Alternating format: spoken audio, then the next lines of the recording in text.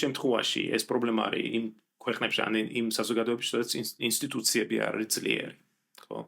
ახლა თქვა ამერიკის შემთხვევაში კი ვაშინგტონმა ძალიან მნიშვნელოვანი პრეცედენტი დაასვა და თანამედროვე ცინცინატი, ხო, ეს უწოდებენ მას.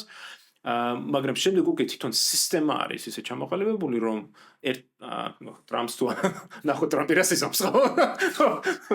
რომ ყველაზე ისე ძლიერი ტესტი არის ამერიკული სისტემის, ტრამპის ფენომენი.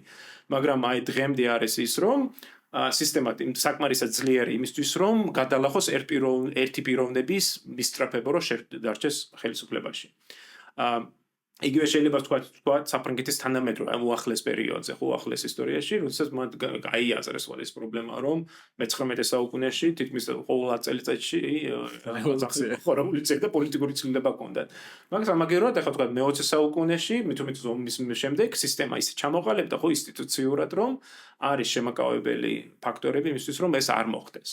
მაგრამ აი თქვა ისეთ ქვეყნებში, როგორც საქართველო არის, ჩვენ ინსტიტუციები არ აქვს ძლიერი. იმიტომ რომ საქართველოს შემთხვევაში არის ახალი ერი, ჩვენ ჩამოყალიბდით ახალი ერი მეცხოვრის დამოუკიდებელი ერი, ხო?